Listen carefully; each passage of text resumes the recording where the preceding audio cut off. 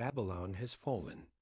The vast empire now belongs to the Medes and Persians, ruled by King Darius. Darius reorganizes the kingdom, appointing 120 satraps, governors, over the provinces, and sets 3 high officials over them to make sure everything runs honestly. Daniel, now in his 80s, stands out so much for his wisdom, integrity, and ability that Darius plans to put him in charge of the entire kingdom second, only to the king himself. This makes the other officials and satraps jealous. They plot to get rid of Daniel. They watch him closely, but can find no fault, no corruption, no negligence. The only way to trap him, they realize, is through his faith in God. So they go to the king with flattery. Your Majesty, all of us officials agree. You should make a law that for the next 30 days, anyone who prays to any god or man except you, O king, must be thrown into the lion's den. Sign it into law so it cannot be changed, according to the law of the Medes and Persians. Darius, liking the idea of being treated like a god, signs the decree. Daniel hears about the new law, but he doesn't change a thing. He goes home, opens his windows toward Jerusalem as always, kneels down 3 times a day, and prays openly to the God of Israel, just as he has done his whole life. The conspirators catch him in the act and rush to the king. Daniel, one of the exiles from Judah, pays no attention to you or your decree. He still prays to his God 3 times a day. Darius is heartbroken. He likes and trusts Daniel deeply. All day he tries to find a way to save him, but the law cannot be changed. At sunset he gives the order. Daniel is arrested and thrown into the den of lions. A stone is placed over the mouth of the pit, and the king seals it with his own signet ring. That night, Darius cannot sleep or eat. At the first light of dawn, he hurries to the den and calls out in anguish, Daniel, servant of the living God, has your God, whom you serve continually, been able to rescue you from the lions? From deep inside the den comes Daniel's calm voice. O king, live forever. My God sent his angel and shut the lions' mouths. They have not hurt me, because I was found innocent before him, and also before you, O king. I have done no wrong. The king is overjoyed. He orders Daniel lifted out unharmed, not a scratch. Then he commands that the men who falsely accused Daniel be thrown into the den along with their wives and children. The lions overpower them instantly. Darius then issues a new decree throughout the empire. In every part of my kingdom, people must fear and reverence the God of Daniel, for he is the living God who endures forever. He rescues and saves. He performs signs and wonders in heaven and on earth. He has rescued Daniel from the power of the lions. Daniel continues to prosper under Darius and later under Cyrus the Persian. That's Daniel's 6th The Lion's Den, a story of faithfulness, jealousy, and God's protection.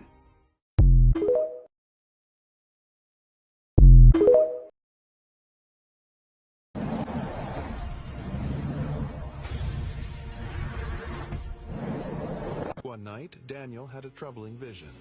He saw the great sea churned by fierce winds, and 4 huge beasts rose from the waves. The first was like a lion with eagle's wings. The second, a bear raised on one side with 3 ribs in its mouth. The third, a leopard with 4 wings and 4 heads. The fourth was terrifying, stronger than the rest with iron teeth and 10 horns. Then a smaller horn grew up, uprooting 3 others. It had eyes like a human and a boastful mouth. Suddenly, the scene shifted to heaven.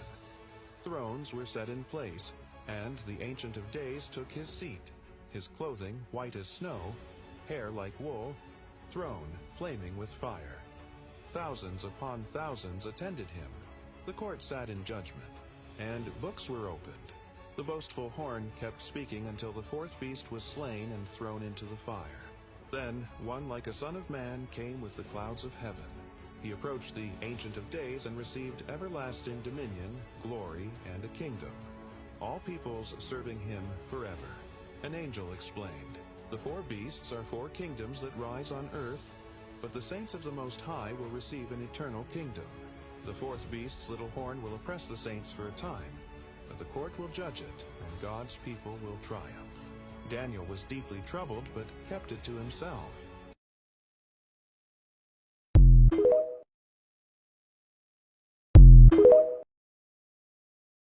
Two years after the vision of the four beasts, in the third year of King Belshazzar's reign, Daniel has another vision. He finds himself standing by the Ulai Canal near Susa, the future Persian capital.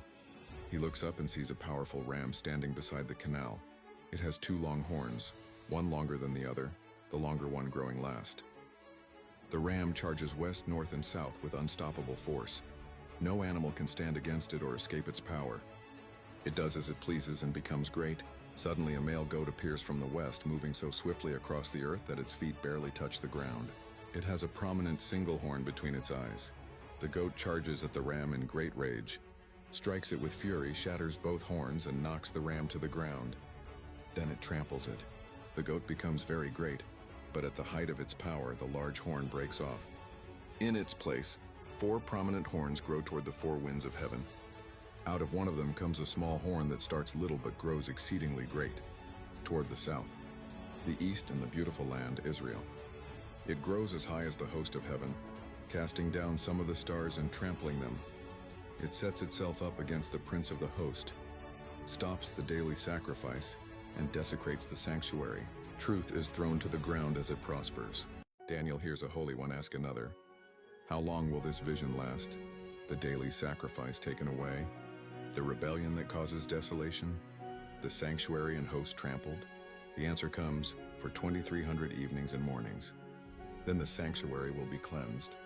While Daniel watches, the angel Gabriel approaches and says, "I have come to explain the vision to you."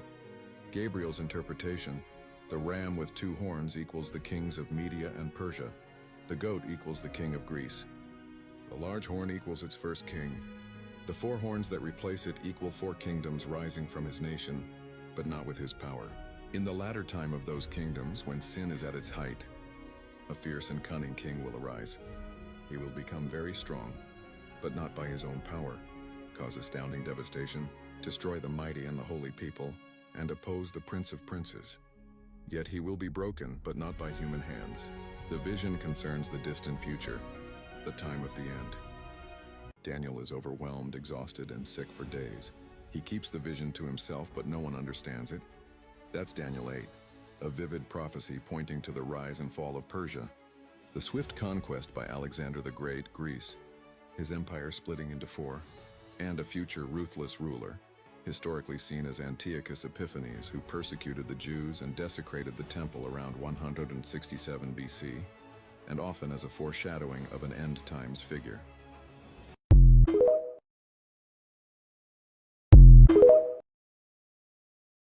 In the third year of Cyrus king of Persia, Daniel, also called Belteshazzar, receives a troubling vision about a great future war.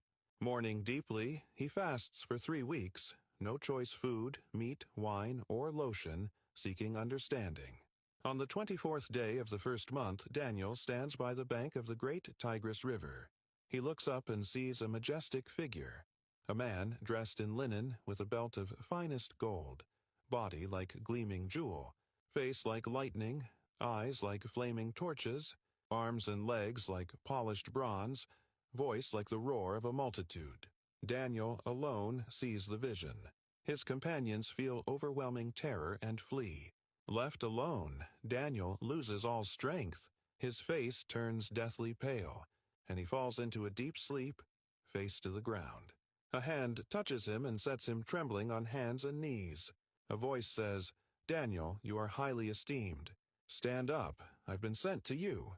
Trembling, Daniel stands. The messenger explains, "From the first day you humbled yourself to gain understanding, your words were heard. I've come in response, but the prince of the Persian kingdom, a spiritual power, resisted me 21 days. Then Michael, one of the chief princes, came to help, and I prevailed. Now I become to explain what will happen to your people in the future. This vision concerns a time yet to come." He adds, "Soon I must return to fight the Prince of Persia, and then the Prince of Greece will come. No one supports me except Michael, your prince." Daniel remains silent, breathless, overwhelmed. The figure touches his lips. Daniel speaks weakly. "The vision has anguished me. I'm helpless." Touched again for strength, Daniel says, "Speak, my lord, I'm strengthened." The messenger replies, "Do you know why I've come? I must tell you what's written in the book of truth."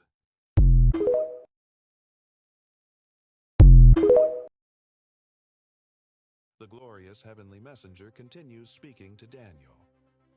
3 more kings will follow the current one in Persia, but the 4th will be far richer and will stir up all against the kingdom of Greece.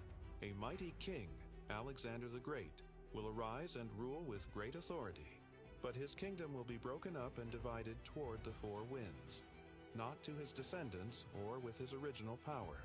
From his kingdom, 2 powerful kings emerge, the king of the south, Egypt, and the king of the north, Syria. They wage bitter wars for generations. Marriages, betrayals, invasions, and broken alliances. After many struggles, a contemptible king, Antiochus IV Epiphanes, rises in the north. He comes in peace, seizes power, invades Egypt, returns, and turns his rage on the Holy Covenant. He desecrates the temple, stops the daily sacrifice, sets up the abomination that causes desolation, and persecutes God's people. A time of great trouble follows, but the wise and faithful will stand firm and shine like stars. In the time of the end, a willful king will arise who exalts himself above every god, speaks monstrous blasphemies, and prospers until the time of wrath is complete. He will honor a god of fortresses and attack the strongest fortresses, but he will come to his end, and no one will help him. The heavenly messenger continues. At that time, Michael, the great prince who stands watch over your people, will arise. There will be a time of great distress such as has never been since nations began. None like it. But God's people will be delivered. Everyone whose name is found written in the book. Many who sleep in the dust of the earth will awake. Some to everlasting life, others to shame and everlasting contempt. The wise will shine like the brightness of the heavens, and those who lead many to righteousness like the stars forever. Daniel hears 2 other voices near the river. One asks the man clothed in linen, the messenger, "How long until these wonders end?" The answer, "It will be a time, times, and half a time, 3 1 to 2 years. When the power of the holy people is shattered, all these things will be completed." Daniel hears, but doesn't fully understand. He asks, "My lord, what will be the outcome of all this?" The messenger replies, "The words are closed and sealed until the time of the end. Many will be purified, made spotless, and refined, but the wicked will continue in wickedness. None of them will understand, but the wise will." Then comes the final timeline. From the time the daily sacrifice is abolished and the abomination of desolation is set up, there will be 1,290 days. Blessed is the one who waits and reaches the 1,335 days. The messenger tells Daniel, "Go your way until the end. You will rest, and at the end of days you will rise to receive your inheritance." Daniel is left with this powerful promise of resurrection, reward, and ultimate victory for God's people.